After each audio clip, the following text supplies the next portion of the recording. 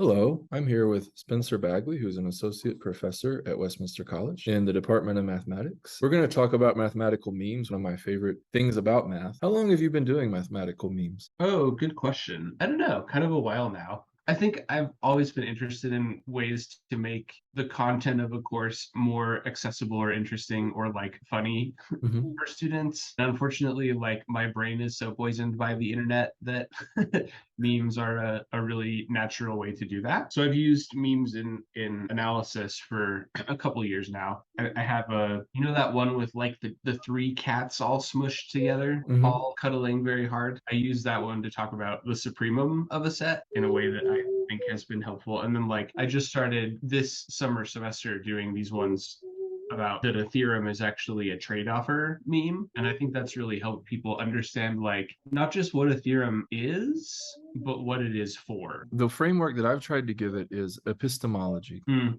How do you know that what you're saying is actually true? And hmm I think that's become an increasingly complex problem as we deal with things like the spread of misinformation and hmm the thing that's amazing to me is that students don't know, they don't have any justification for rules that they've tried to memorize. hmm It's like, why is x cubed times x squared equal to x to the fifth? They just know the rule. Always intrigued by things that help students feel more certain of their own truth. And I'm wondering if you could kind of walk me through your process of how you've gotten to this, using this meme and the specific value that you think it adds. I guess I'll first say that I don't know that this meme helps uncover that like justification piece because like in some ways I was dealing with the opposite problem. After students had proved a theorem to their satisfaction, they wouldn't know how to use it in like the next proof. A thing that happened a lot. So the Bolzano-Weierstrass theorem that says that every bounded sequence has a convergent subsequence.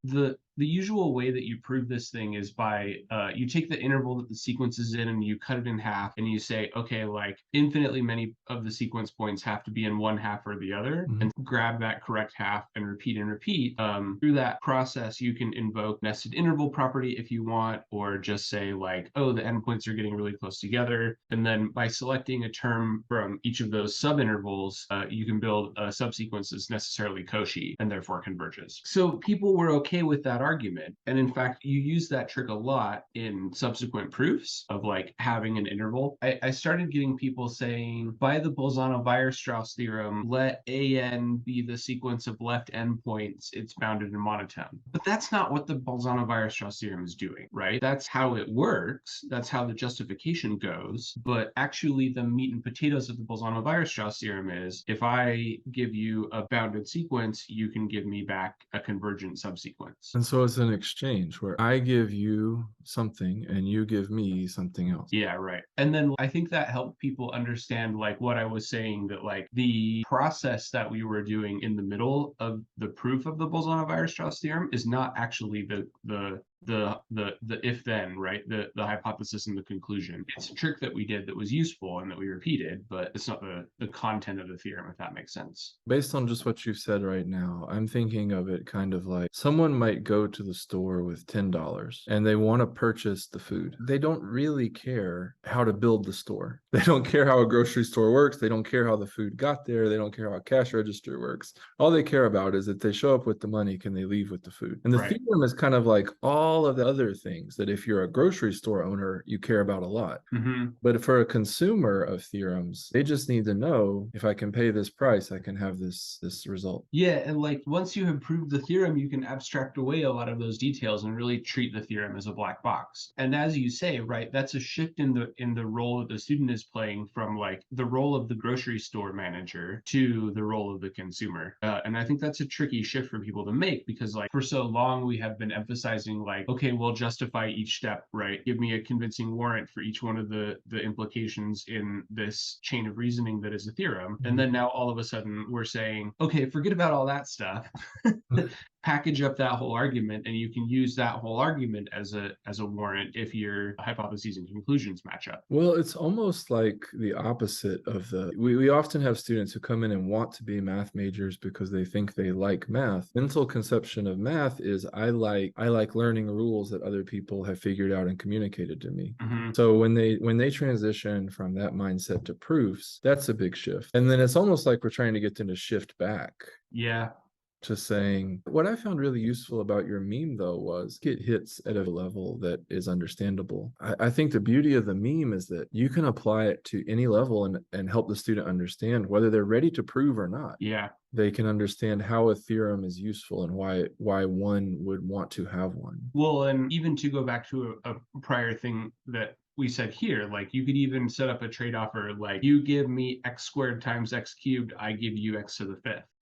Even just at that level, I think in some sense it's a question of equivalence, right? The hypothesis information that you have is somehow like good enough to get the conclusion of the theorem. And I think like sometimes that's like strictly like equality, right? These things are actually equal. Or sometimes it's some more subtle notion of equivalence. Maybe this is a way for students to grapple with that complicated and annoying idea. Well, and the formalism that developed around math in the late 19th and early 20th century did a lot of useful things, but I think from the pedagogical perspective, it ran the risk of obscuring the crux of the subject and turning it into a purely symbolic intelligence test. And I don't know to what degree that was intentional, but I don't feel that that direction by itself for the typical university student in 2022. They need a wider context and they need a variety of presentations. What are your thoughts on that? I think the way that to abstract away some details, like that's a useful thing to do, right? At every level. But it is also not the only useful thing to do. Like there's a reason that we teach proof as a method, and it's epistemological. Providing convincing justifications that you can then abstract away. These are really two sides of the same coin, right? Mm-hmm. And so I think like no meme does everything, right? No lesson does everything. No homework does everything. This is something that I think you can address one side of the coin with, and then maybe if you think of a cute enough meme, you can think about the other side as well. I think even telling students that that's what we're up to, the dual processes of justification and abstraction, I think that's a conversation that we could have with students, and like maybe they don't 1,000% get what we're saying because what we're saying is weird. Mm-hmm. But I think it's something that people can grapple with. And then, you can provide much more explicit attention to the processes of justification. I use Toulmin schemes a lot, Toulmin scheme for argumentation. I don't know that. Yeah, it's really good. The idea is that an argument is built up of data, claims, and warrants, which roughly speaking is claim because data by warrant. I think I know what those terms mean, but could you break down for me what each of them means in your context? Okay, so the reason that you care about the Bolzano-Weierstrass theorem is because it's a lemma for the intermediate value theorem. So you build these sequences and you know that they are bounded. And you say, these sequences are bounded, that's the data. Therefore, they have a convergent subsequence, that's the claim, by the Bolzano-Weierstrass theorem, that's the warrant that connects the data to the claim. And every step in a convincing argument actually looks like that. Sometimes we leave the warrants implicit, which is annoying, but like then part of the reader's job reading a proof is to fill in those missing warrants. Like, why do I believe that this data is relevant to this claim? But I think that has been a really useful way for me to talk to my students about like the thing that you are using as a warrant here doesn't actually apply. It doesn't actually connect to the claim that you're making, which is, the essence of my objection to like construct the sequence of left endpoints by the Bolzano-Weierstrass theorem. The problem there is that the Bolzano-Weierstrass theorem provides a different warrant than the one that you're saying. Well, and so that matches, warrant is like a warranty or a guarantee. They all have the same root word. So a guarantee of something that you don't actually, it goes back to the idea of an exchange. It's like when someone gives you a check for your coat at a club or a restaurant. Like if you can't use your claim ticket to claim someone else's coat. Mm-hmm. So that really resonates with me because you have to kind of know what the coat looks like. Mm-hmm. And that's something that can't really exist inside the theorem. The theorem is just a statement. A theorem by itself doesn't really provide what a human being would need to understand how to use the theorem. Mm-hmm. More context. And that's what I think our job is to provide sufficient context that they have this meta level understanding of what to do. Mm-hmm. The thing that we've said repeatedly in this class is that like the words on the paper are not the theorem. Like what is actually the theorem is the the words on the paper together with the justification process that the reader goes through, So or the validation process, I should say. So you would say that part of the theorem lives in the brain of the reader. It has to, yeah. There's a humanistic component to theorem validation, and a beautiful example of this whole shebang is the ongoing like Mochizuki ABC situation, where like people in Kyoto believe that ABC has been proved and nobody else does. Like that tells you that there's something beyond just the mathematical formalism important at play. Well, that gets into an idea that's a little bit far afield, but I think has a lot of implications, which is people often say, I like math because there's one correct answer. Yeah. You know if it's right or wrong. And the idea that truth is something that emerges by consensus is really uncomfortable for them.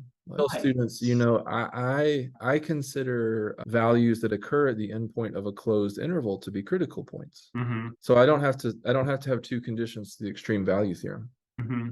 I would just say global maxes can only occur at critical points. There are two types of critical points, those where the derivative is zero and those where the derivative is undefined. And at the points of a closed interval, the derivative is undefined because the two-sided that doesn't exist. Sometimes I don't check my web work carefully enough. and they get one where somebody else uses a different convention and I tell them, oh, that's right. You know, that the person is not wrong. And they're like, yeah, the central role of definitions as negotiated and motivated, certainly there's reasons that we make the definitions that we make, but ultimately like negotiated and subject to change. I think that kind of blows people's minds as well. But it's something that occurs in lots of human endeavors, that having spent some time in industrial consulting for the last year and a half, I have such a renewed level of respect for the level of abstraction in business. Like I didn't realize that there were all these cognitive tools that business owners and managers use. And as a mathematician, I loved them. I loved things like process flow diagrams and all this. I feel like mathematicians can have a superiority complex at times, that they're the only people who are capable of understanding the world in an abstract way. Interesting. Well, and I think like to tie back to a thing you said earlier, like that people are attracted to math because there's one and only one correct answer. I think that's a statement about, I think that you can get from that which is too simplistic to a more nuanced statement that is actually true, that is about the radical openness of our epistemological processes. What do I mean by that? I don't know. Let me see if I can figure it out. If somebody writes down a proof, then somebody else can validate it for themselves. They may come to different answers, as we have seen. The reasons for those different answers will be clear, transparent, and articulable, right? Like the reason that Scholes and Sticks don't agree with Mochizuki's work is, you know, they have a very specific objection that they can point to where they basically say, like, I don't think this diagram commutes, more or less, right? And then Mochizuki basically says, like, well, I do believe this diagram commutes and has some reasons for that. The disagreement is understandable. And so in that way, like, it's radically open. Like anybody who bothers to learn the vocabulary and technology and definitions and so forth that are applied in a particular proof can then validate that proof for themselves. There's not like an in and out. Do you know what I mean? I do. I'm kind of struggling with an analogy. I think the fact that things are subjective and contextual is very difficult for students, and I think that's partially about the socialization that most of them receive in school, of there needing to be one central authority. But I actually think math is an awesome argument for the fact that systems can be decentralized. Yeah. The mathematical community has no emperor. There are certainly thought leaders, there's some degree of hierarchy, but we function despite the fact that, or perhaps because of the fact that we have disagreements and each individual is able to provide their own interpretation autonomously. Word. I think this has been a really cool discussion. Is there anything that I haven't asked you about that you think would be really important for people to know? I don't know. Maybe just like that creativity can exist. That you can speak the same language that students speak and use that to help people understand stuff, which ultimately is our job. Well, thanks so much for talking with me, Spencer. Yeah, thanks for inviting me. This was fun. Have a great semester. Cheers, you too. Take care. Bye.